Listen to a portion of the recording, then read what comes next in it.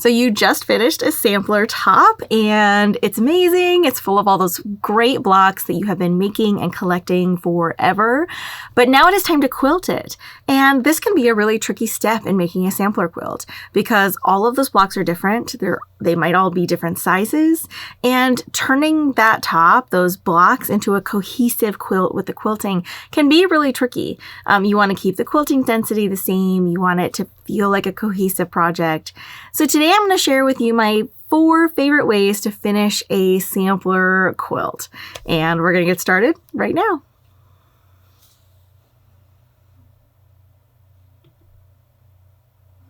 This first option is the easiest, and that is an all-over design, an edge-to-edge design.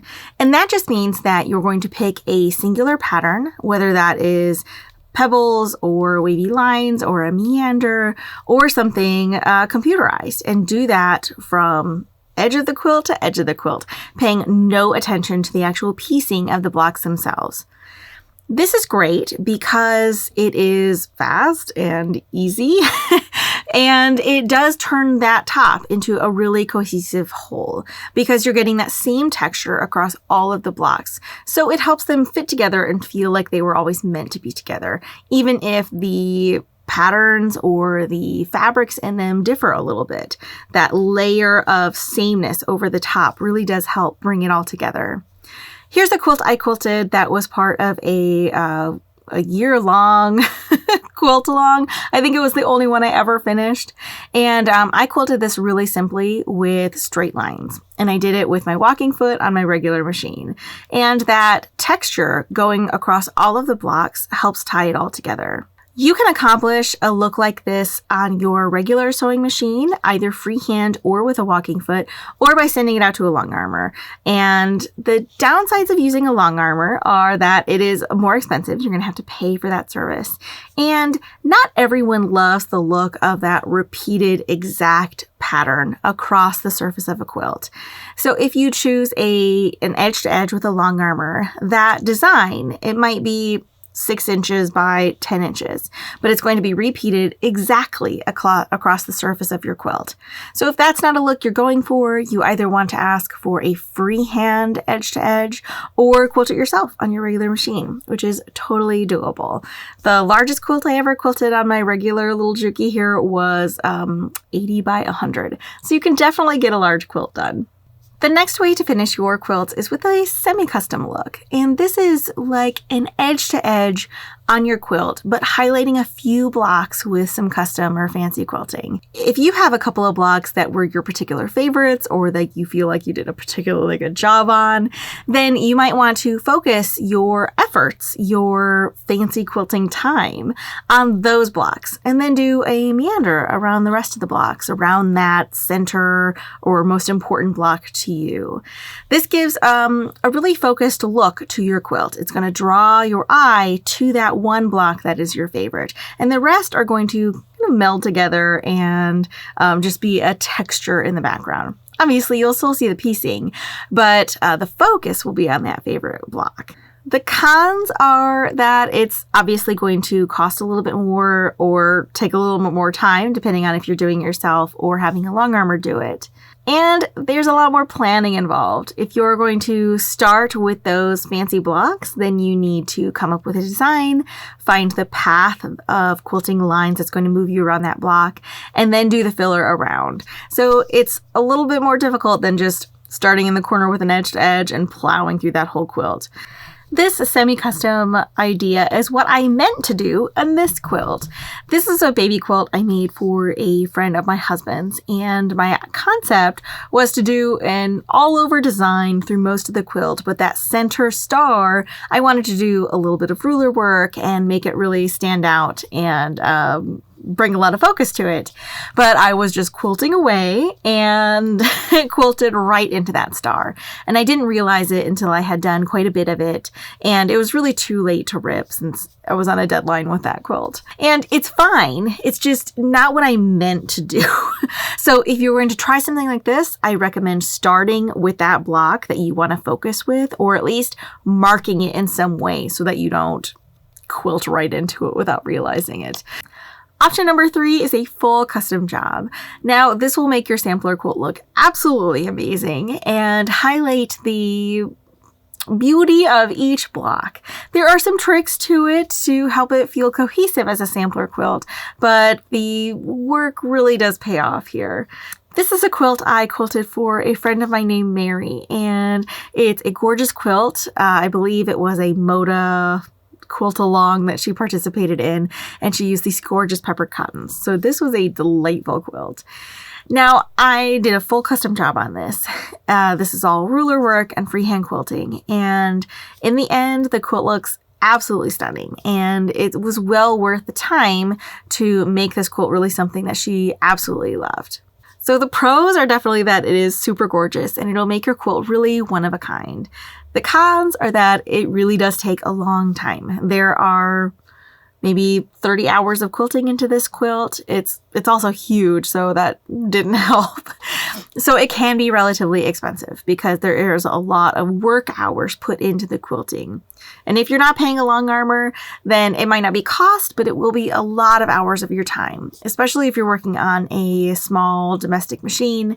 It's a lot to handle, getting all of that material through a small machine.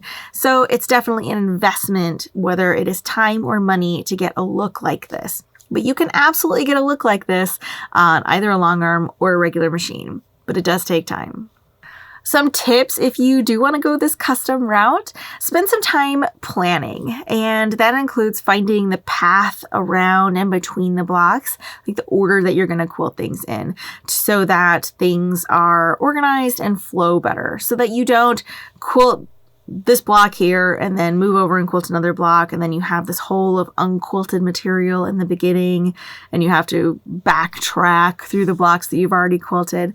You can always break thread and start again, but if you can plan your path out as efficiently as possible, you can save time and frustration and burying ends, which is nobody's favorite part of quilting. Another tip is to use repeated design elements. Even if your blocks don't look the same, if you can use a similar design element in a lot of the blocks, it will help tie them together. So these little arrowhead designs or a continuous curve, or even if you're using a fill in multiple blocks in different areas, use the same fill. And it will help tie all those blocks together and help them look like a cohesively designed quilt at the end. Here's another quilt I quilted for another friend of mine. And it's kind of a sampler quilt, but it's all of these little nautical flag inspired blocks. So they're all different. So I used a repeated element of just straight lines. This quilt, I think, is almost all ruler work. So the straight lines, even though they're going in different directions and accenting different parts of each block, the texture that they create makes all of the blocks really fit together at the end.